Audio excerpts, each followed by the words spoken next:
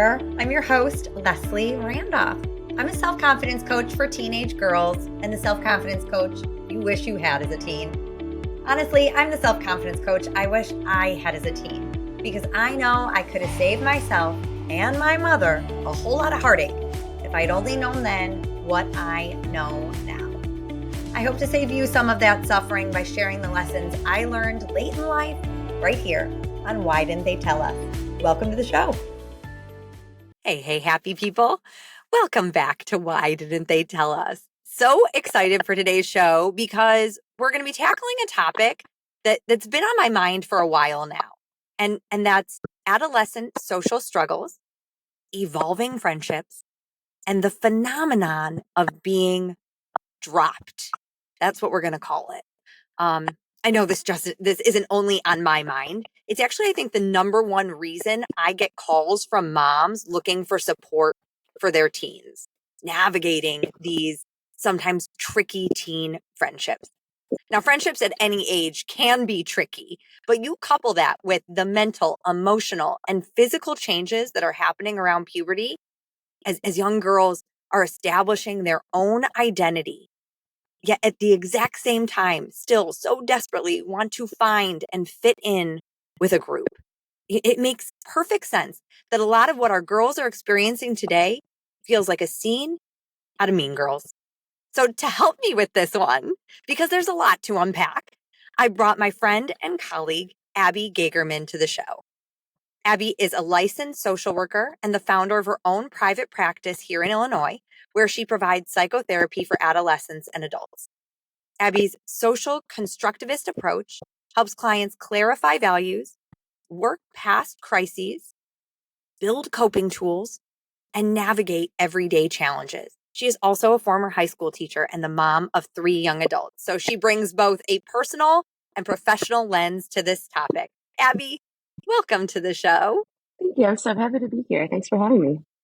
Oh, I'm so excited that you're here with me. So we're just going to dive right in. Okay. So do you also find that middle school can sometimes feel like the Hunger Games for female friendships? How's this?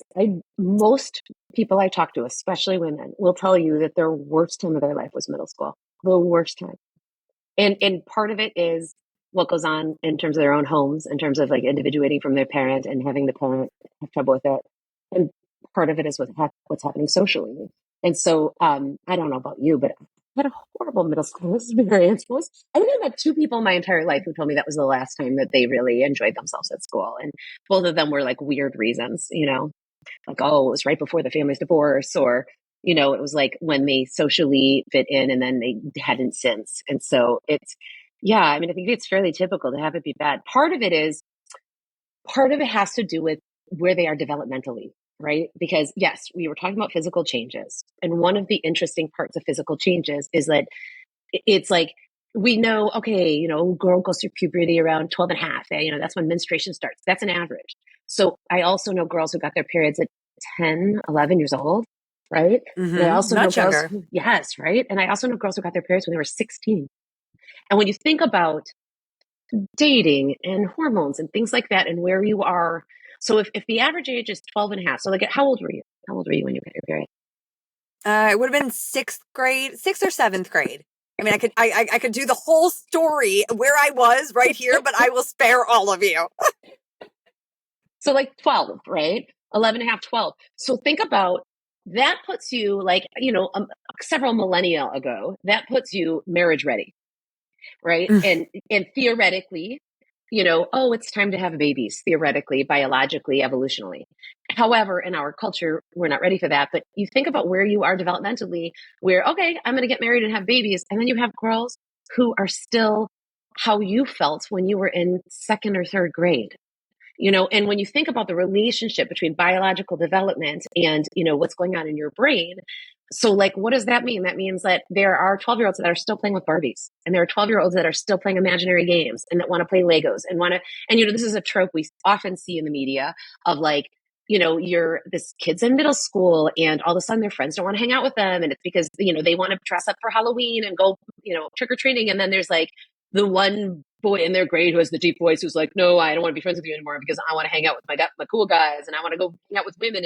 And the fact is that it's unfair for us to expect a mature 13-and-a-half-year-old to hang out with an immature 13-and-a-half-year-old, because what in the world are they going to have in common? Like the mature one isn't going to want to play Barbies and play video games. She's going to want to go find boys and play with makeup and like go shopping. And the immature one is still in that phase where she wants to, and I had a 16-year-old on my caseload who was so grossed out because she was talking to one of her very, very best friends who was starting to be intimate with her boyfriend. And my client hadn't even gotten her period at 16. And she was like disgusted. It was like a 12-year-old listening to that. And so I think it's important to us as parents to really understand our own children's development and where they are. And I think that we do this weird thing where we feel so much like we have to control so much around them. And the fact is they're starting to be at an age where we just can't. And then you add in some of these root cause issues like COVID, right? COVID delayed some socialization, right? Phones have like their own world. Some parents are on their kids' phones and they're reading every single text and they're not letting them have social media. Other kids have parents who are like, here's your phone. Good luck, kid. And so you have like incongruent expectations and uses of technology, which could lead to, like all my friends are texting and making plans over Snapchat. And I'm sitting here using my landline and having my mom call their mom. And that can affect friendships. So that's like another root cause. And to me, this is really, really important as mothers, right? Is there was that movie Mean Girls that came out, and there's all this mean girl talk. And then there was all this sort of overcompensating of, I call it anti-left out culture, right? Like, we're not going to raise mean girls. We're going to make sure everybody's included. And while it sounds so beautiful, the fact is it's impossible and it's not fair to anybody. I mean, I personally don't hang out with people that I don't like to spend time with. So if my mom called me and said, sorry, you're going to have to hang out with somebody that you don't enjoy, that you don't feel like yourself around, or that does things that make you uncomfortable. Or makes you uncomfortable, yeah. Right. Or that bores you, like that, sorry, you have to put that all aside because we want other people to think that you're a good person. Right. Which is also, I want everyone to think that I'm a good person, right? We also we can't ignore that, like the mom in me, and I'm going to just say me, of like, you will not be the one that excludes, because that's not, I don't want that as a reflection of me, right? Yes. And we kind of put that on them. Right. Yeah. Right. I remember people saying, I don't want my friend thinking that my child is a bad friend. And I'm like, so what you're saying to me is that it's more important about what your friend thinks about you than how your son is feeling about this person that's crossing his boundaries. And you're honoring what other people think of you more than honoring your own child's development and needs. And that's our own stuff. That is us projecting, that is us making, like, feeling like our worth needs to be outsourced, to others. Like, am I worthy? Do you guys all approve of me? Yes. Okay. Now I can sleep at night. Right. Now I can put that label of I'm a good mother because everyone in the class, because I invited I'm going younger now. I invited everyone to the birthday party. Right. I am a good mom. Right. Even if my kid was like, please don't make me invite them. They're mean to me. Right. But I mean, that's elementary school, right? Not as much in middle school, but. Right. And elementary school, though, is when this all starts. And so, like, while it's completely appropriate to invite like your entire first grade to your kid's, birthday party, or just one or two people, you either do one of it. It's appropriate because they don't really know each other. They're not really making those decisions. At some point that changes, though, right? Like, you don't go from like, I'm going to be in charge of everything to you're in charge of yourself in one night. It's not like you wake up and you're like, you're 14, you magically have all this ability. And that's all parenting, right? Like, our job is not to control them. Our job is to teach them. And you don't teach them with passive aggressive behavior or controlling behavior or mean, bullying, parenting behavior. You teach them by talking to them and talking about your values and having them think about how other people are feeling and having them, say like, okay, am I okay with this person feeling hurt? Am I okay with, do I want this person to think that I'm not their friend? Am I being a hypocrite? Am I, all of that stuff plays into it. And so as like anti-left out culture happens, is you hear mothers, well-meaning mothers, these aren't like bad people. They're like well-meaning mothers who are like, sorry, even though you're 11, I'm going to be in charge of your friends. right? And then the mothers, they do this thing where they like do gymnastics to try and justify it. It's like, well, you have to include everybody, but they don't really mean everybody. They don't mean every girl in your class. They mean all the relevant ones in your world. They mean the ones whose moms they know. They mean the ones who fit into the category that your kid fits in, at least what you imagine your kid fitting in. So like, let's say, for example, there are 30 girls in grade 5, right? Well, like, number one is, by that age, you're not going to force your kid to have every single kid at the birthday party. You're just not. That's weird and uncomfortable. And it's their birthday. It's not about us, right? It's about them. And so, and let's say they're like, these are the 7 people I want in my birthday, right? So what we do is we don't tell them, well, you have to invite all 30. But we don't let them invite just the 7. What we do is we're like, well, what about the other 3 that are at your lunch table and in your carpool and whose moms I know, who I've known? What about these 3 who have always been relevant to you? You might not have ever really been close with them, but they're in the bigger group that we've constructed for you, that we've engineered for you, whether it's because we wanted to make sure you were good or whether it's because we needed that community to help raise our children. Like, you know, it's a day off of school. I'm working. Can you take my kid today? You know, oh yeah, how about this? I'm home today. I'll take them all. Right. And we do that to help each other out. But what happens is we form friendships with the mothers, or we form relationships with the mothers, and then there's this, well, you have to include everybody in that group. And sometimes that's appropriate, but there is a time where you just can't control it anymore, right? And it's right around middle school, because what happens is these kids basically say, sorry, I'm making my own plans. And maybe the parents really are able to control it in 6th grade because that's my phone and, you know, whatever, and I will take it from you. But by 8th grade, they're just done. And so think about the kid it hurts. If I'm different, if I'm neurodivergent, or I'm just a little different, right? And I'm friends with all these girls that I grew up with, and they are being forced to include me at like when in 4th grade, they're starting to grow away from me. They're all playing on TikTok and getting dressed up and wearing bras. And I'm sitting here playing with dolls and Barbies, or I can't regulate myself, right? Because I'm working on that. And I'm being inappropriate and crossing boundaries. And then these girls don't want to hang out with me anymore, but the parents make them hang out with me. Then what's happening to me is I think I have friends, but those friends aren't real. You know, they're being forced to include. And I would also think, you know, I love the word that you used, Abby, of incongruence, and it makes such sense, right? And I think that also gives us permission of like normalizing, like we're all developing differently, and we're all coming of age differently. And so also with that incongruence, if I would assume if I am in that group and I am the one that's not doing what everyone else is doing, that also takes a toll, right? You say in your example, you're like, she thinks she has friends, but she doesn't. I would assume she's also sitting there and being like, why am I so different? Yes. Why am I right? Like, and that when we think about like self-confidence and self-concept, that's a really quick trip, I would assume, to a developing brain of what's wrong with me. Right. And speaking of development, right, and psychodynamic therapy, we talk about like stages of development, you know, and anybody's who's taken any like humanities classes in college, maybe you took a child development class, there's like these stages: trust versus mistrust, autonomy versus self-doubt, those kinds of classes, right? So when they're shifting into puberty, they're shifting from industry versus inertia to group identity versus alienation, right? And so their job as young teens and older teens, it's like it sort of changes as you go on, but their job is to find a group. And when you think about this in terms of evolution, they're looking for their pack, you know, and the pack has to all be the same. Otherwise, the weak one's going to get them killed. And that's in our genes. That's just primal. And so we have that going on in our bodies.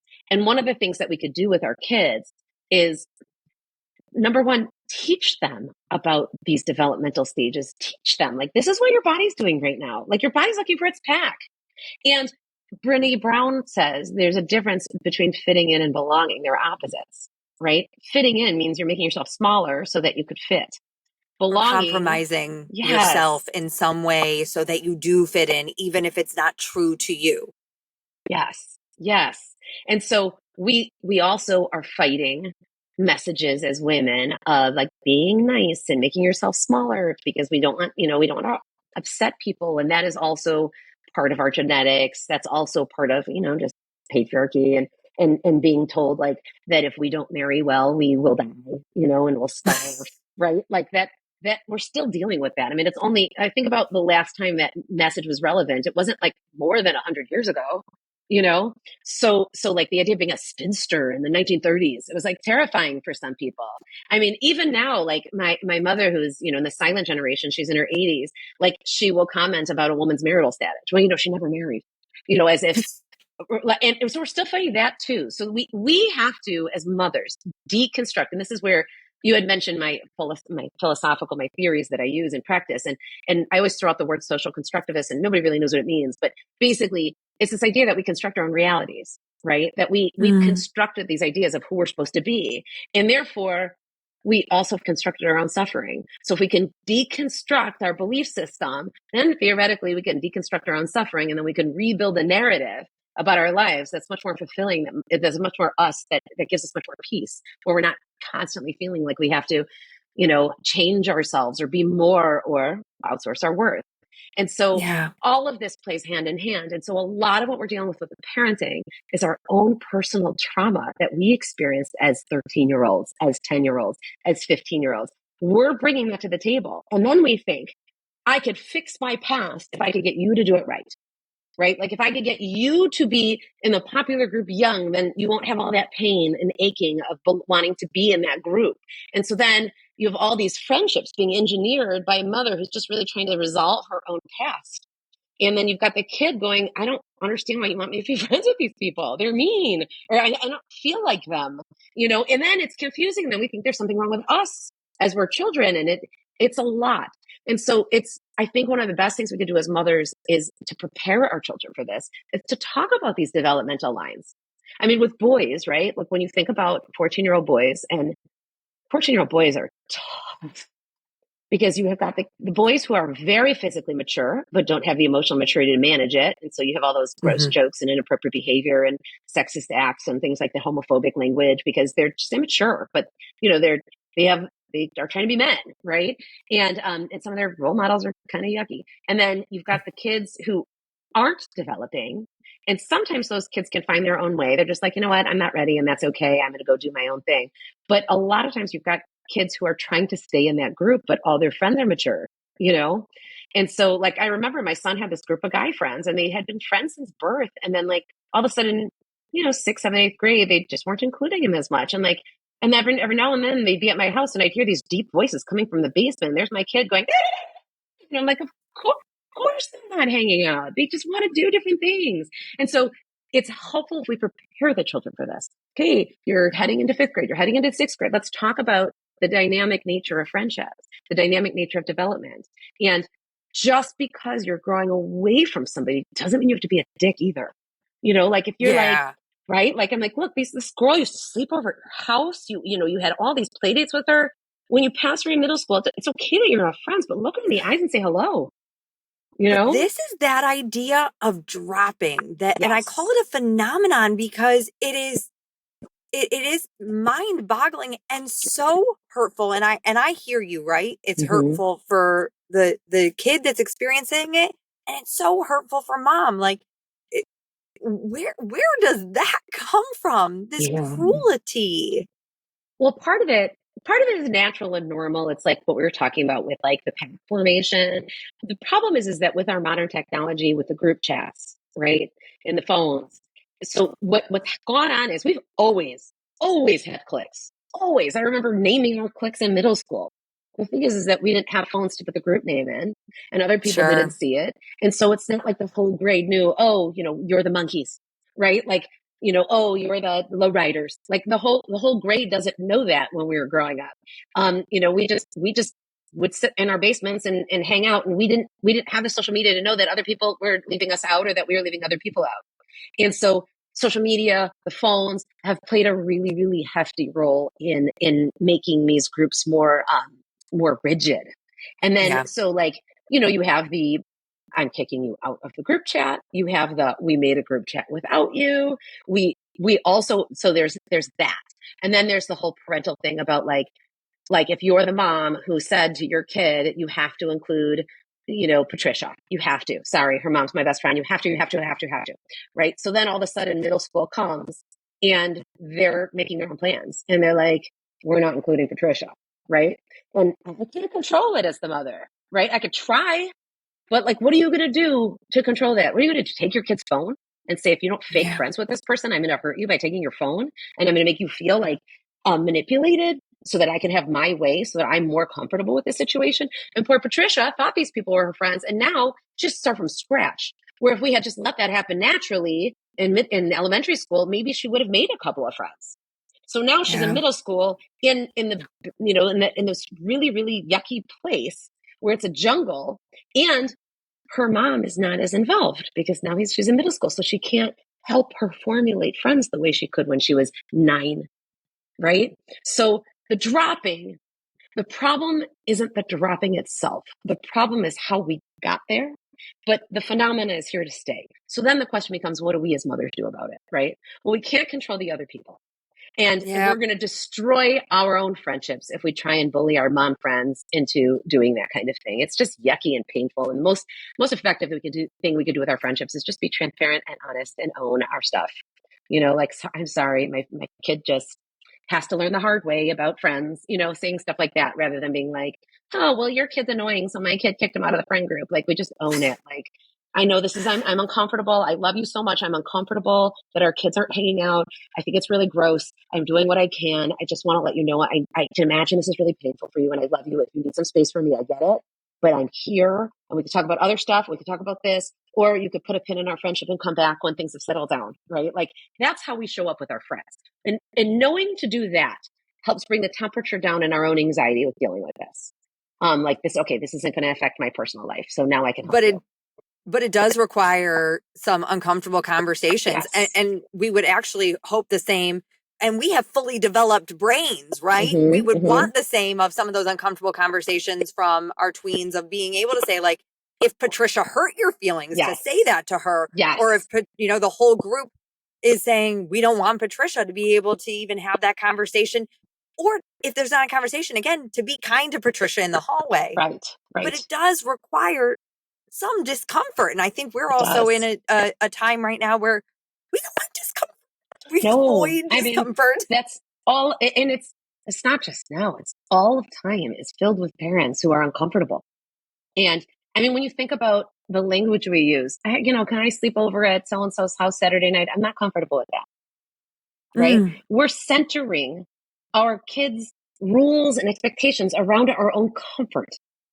So like when we go to rules are an articulation of our expectations, which are an articulation of our values. So if we're making rules out of our own discomfort, then what are we saying we're valuing?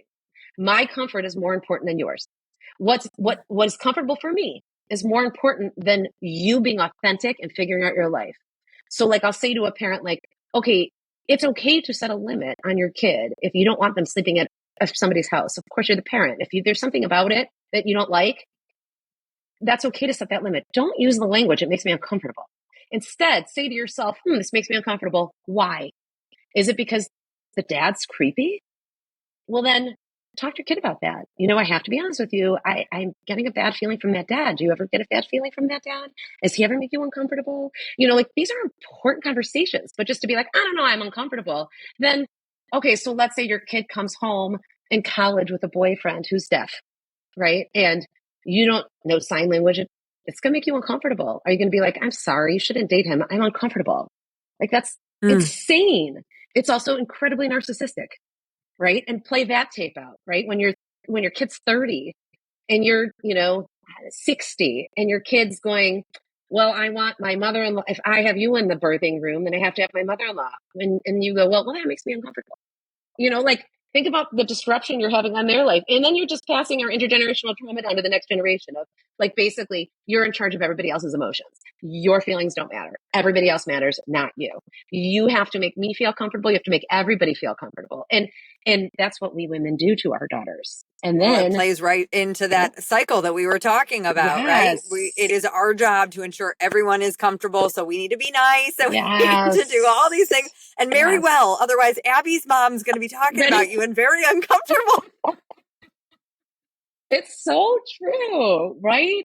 It's so true. And it's so sad. And honestly, just to drive it really home, it makes our girls pray. Prey. It makes them pray. Because all of a sudden they're talking to some guy who's making them uncomfortable. And they're thinking, I need to get out of here, but they don't want to hurt his feelings. They don't want to make him uncomfortable. They're in charge of his emotions. So now they put themselves in increasingly risky situations because they don't want to be rude. And next thing you know, their boundaries are being crossed, right? So we women have to do this work. We have to work through our own intergenerational trauma of being told that our parents' emotions are our responsibility, and therefore everybody else's emotions are our responsibility. And we exist for the pleasure and comfort of everybody else. We've got to do that work. Otherwise, we're just going to raise daughters who suffer as much as we. And when you think about self-confidence, like because I always look at it towards this lens of self-confidence too, it's so important. Self-trust is such a critical part of that. Yes. And when we are, you use the word social engineering, when we are engineering these friendships, again, from maybe our comfort or, that idea of like, I'm a good mom, we're inclusive, then we're taking away the opportunity for her to develop that self-trust muscle of, is this a friend that I like? Is this, do we align? Is this someone who I want to be with as she's figuring that out for herself? But I would also say, as you do that, it is not a permission slip to be cruel. Right. And that's when we come back to values. So here's what I was thinking about, like, this isn't just theoretical. Let's talk about practical advice to mothers whose daughters come home or whose sons come home and say, like, I've been blocked.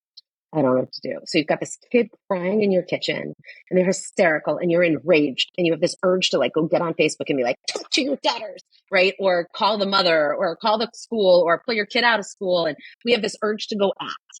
And in that moment that our kid is coming home sad, that moment is so important to get right. So, and we do so much wrong. Number one is listening to our kid and then spurring into action without waiting, right? That is really, really bad idea.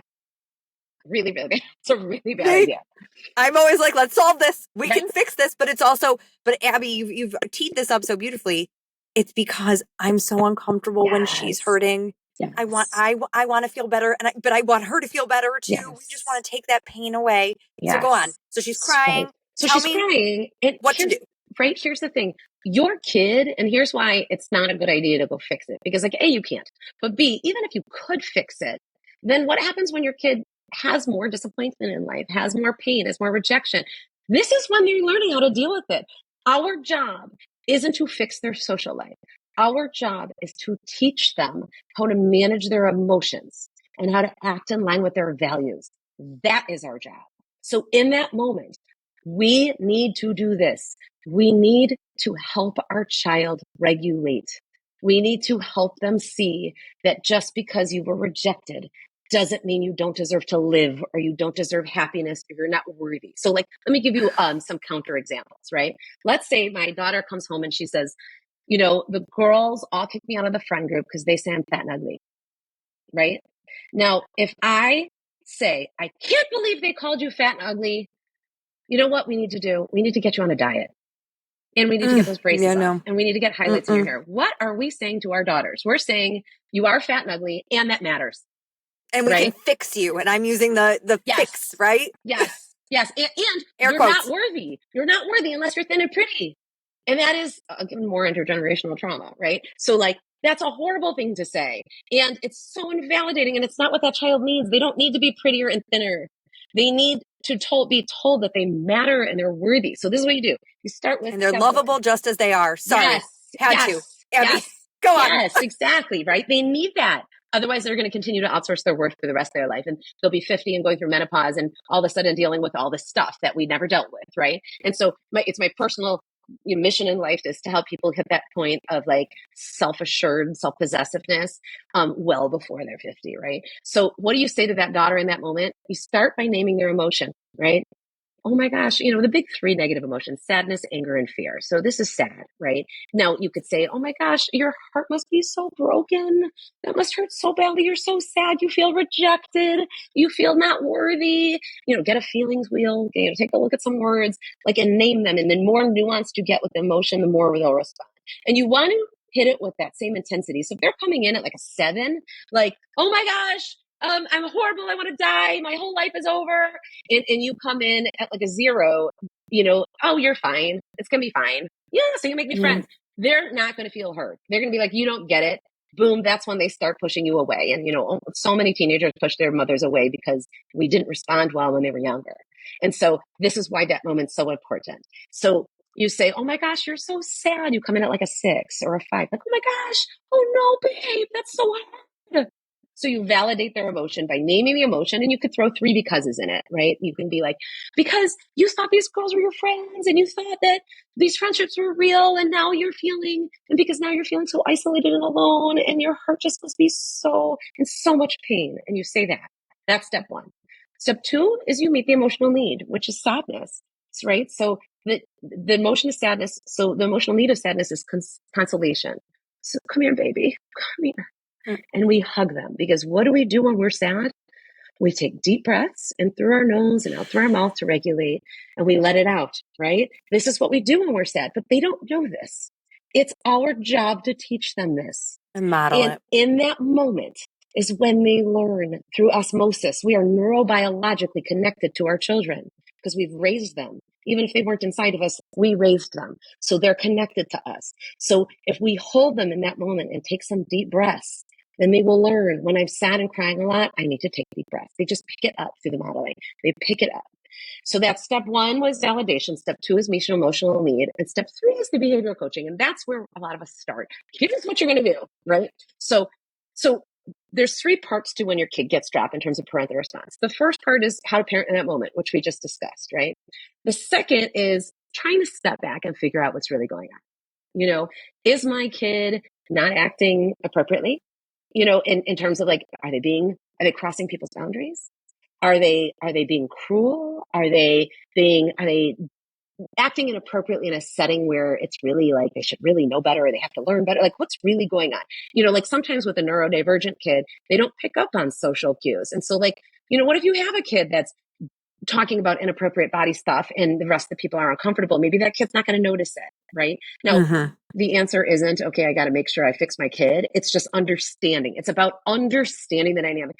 You might sit back and be like, oh, I see this. All these kids are maturing and my kid's a little delayed, right? Or my kid's on their own sort of, moment, and they'll catch up in a couple of years. But right now, I remember somebody calling me, a family member calling me, being like, I'm looking at my kid's texts, and all of his friends are like, should we do this after school? Maybe we should go to Walgreens. Or should we ride our bikes? We could do this. And my son is like, poopy.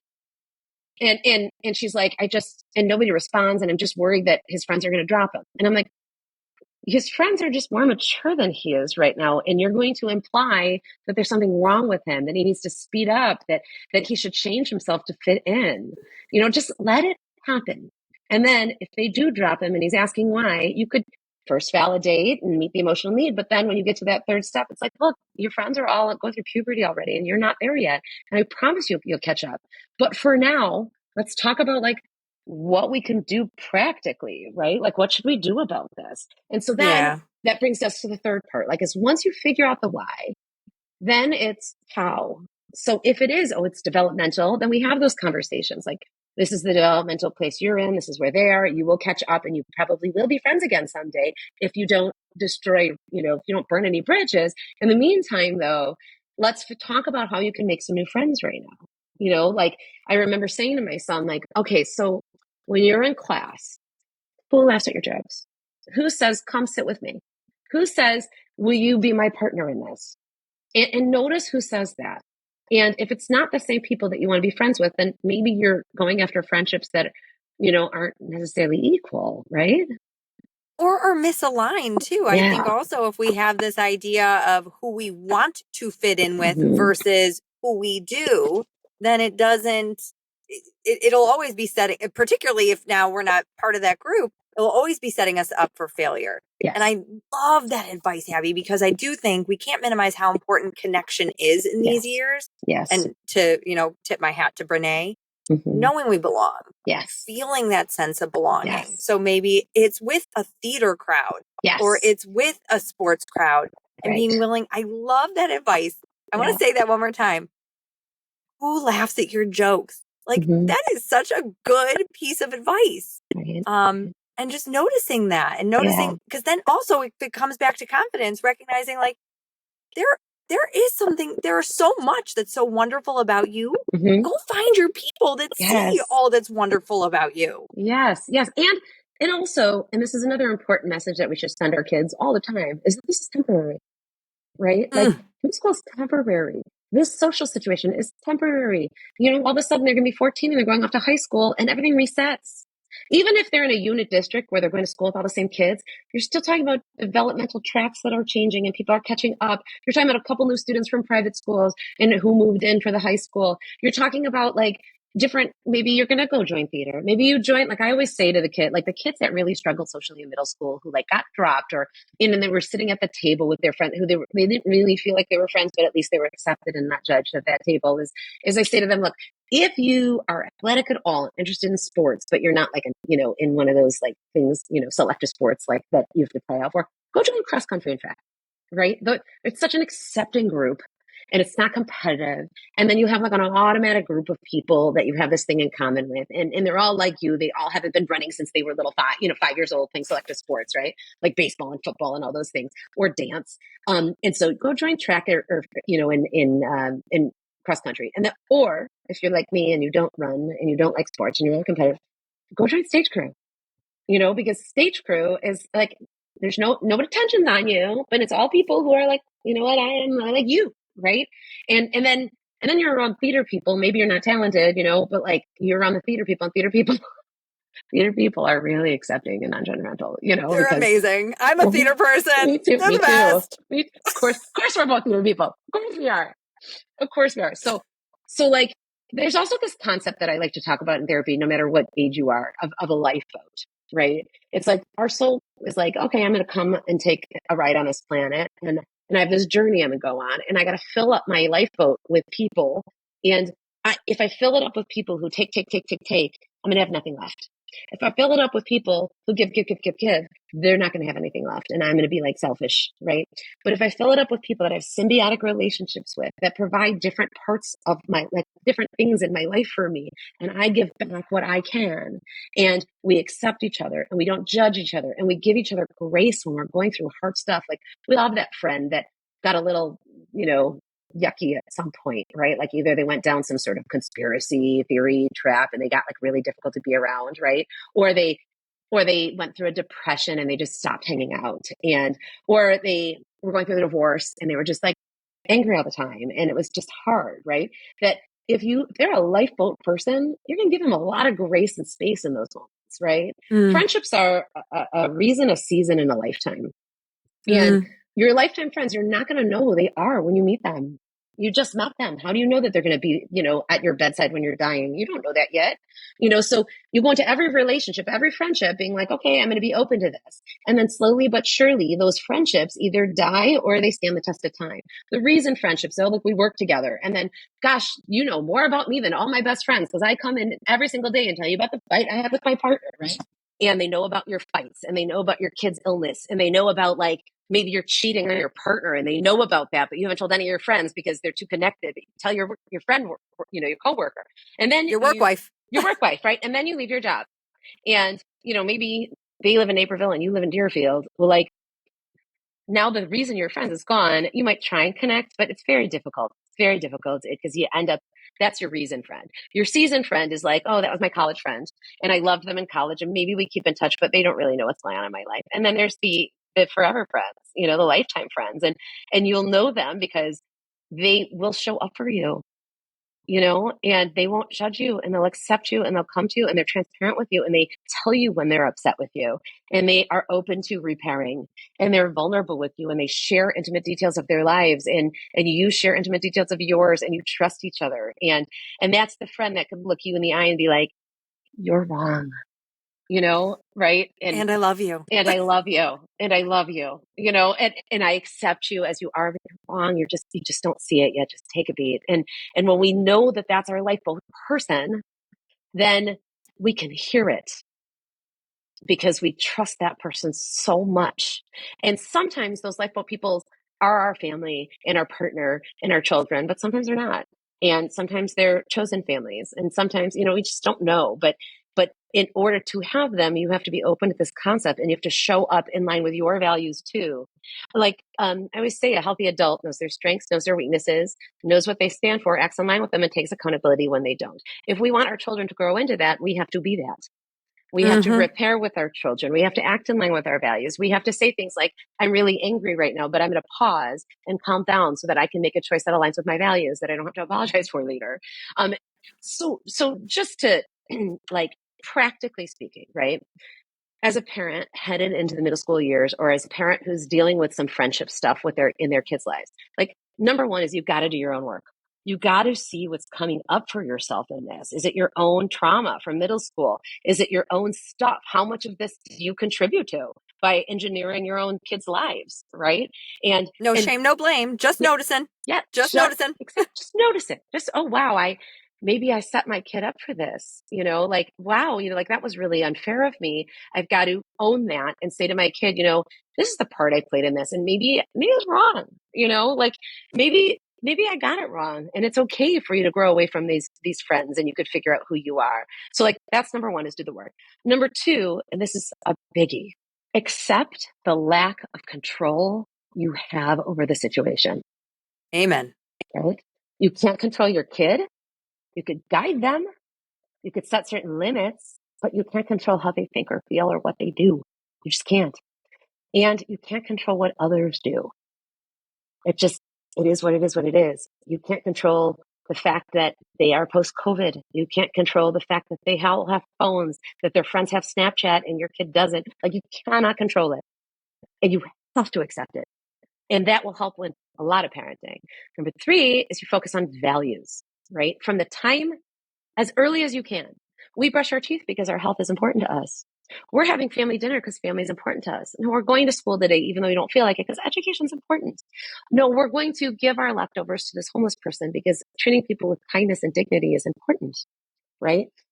We're going to own our truth because integrity is important. And you use that language all the time, not telling them what to do. You even use it with yourself, like, this is important to me. And so I'm going to put my own discomfort aside and do it anyway. Or even though I don't feel like going to family dinner tonight, my family's important to me. And I know my mom will be sad if she doesn't, see the kids and I can do this, like, without compromising my integrity. I can show up tonight. So talking about your values, when you focus on values, then your kid makes decisions as they grow older that are values based rather than like hedonistic, or whatever, they're values based. Like, how can we form this friend group and be kind to others? Because they're going to form a friend group. They are, right? They are.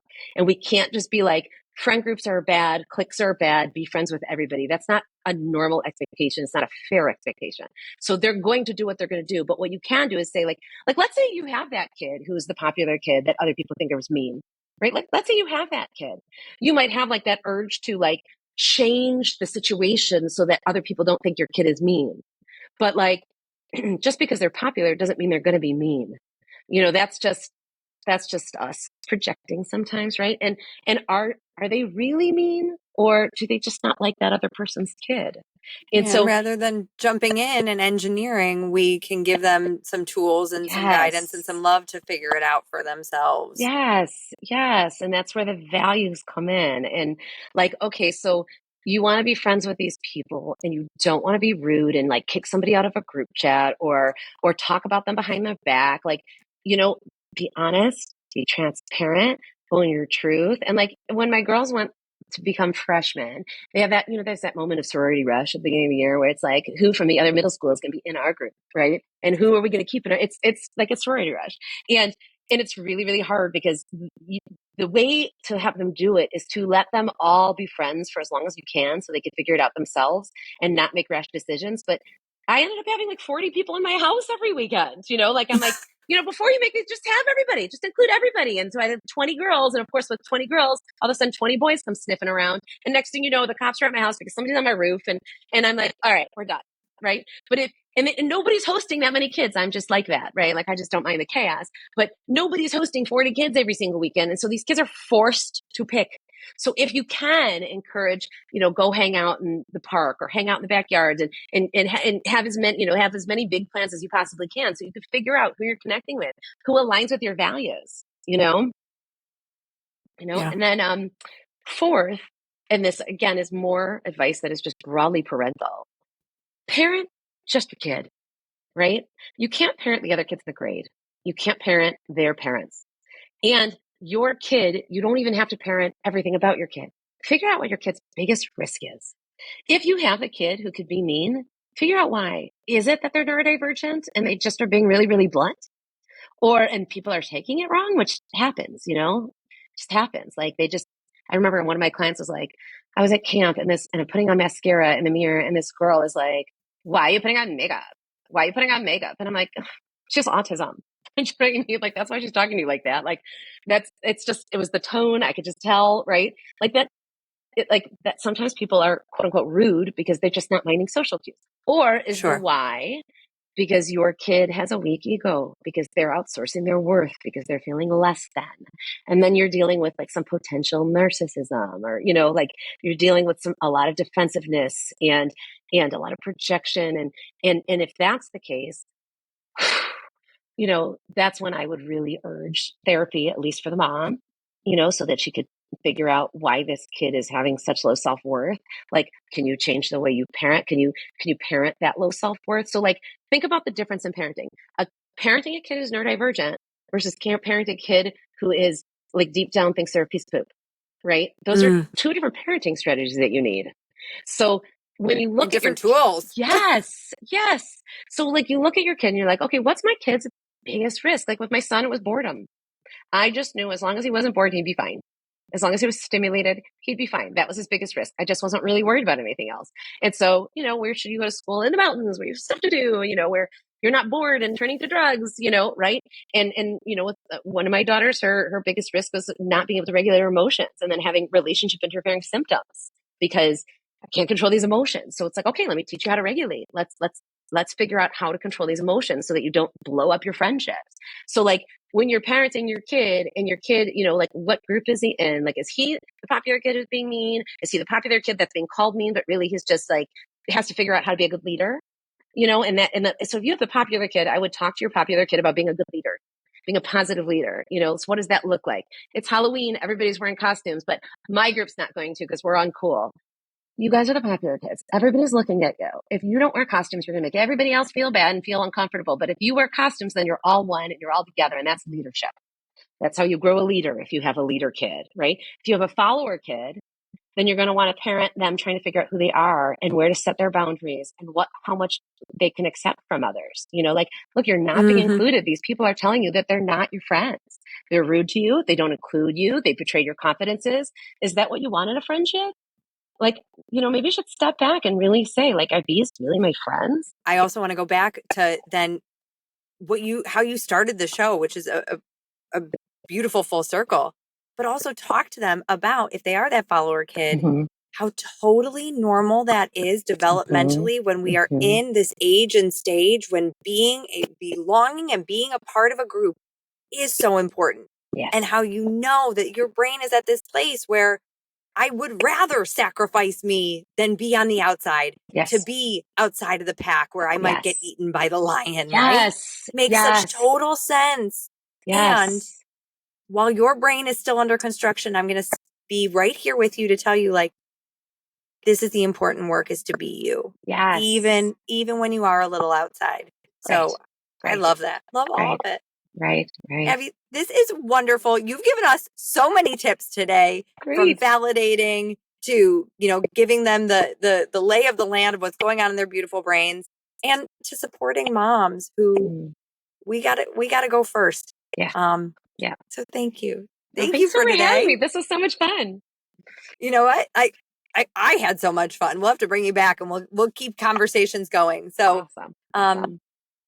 Abby, Thank you for being here. My friends, why didn't they tell us to support our teens and tweens through these tumultuous years of friendships and the evolution, the natural evolution of them? We might have to do our own work first. Well, we do. And we can validate, love, support them through it before we go first to solutions. So much good stuff today. Abby, thank you. And my friends, till next time. Love what you hear? Well, I'd love to hear from you. You can find me at confidencecoachforgirls.com. That's confidencecoachforgirls.com. Or email me at lesliethelifecoach@gmail.com. That's lesliethelifecoach@gmail.com. Hope to hear from you.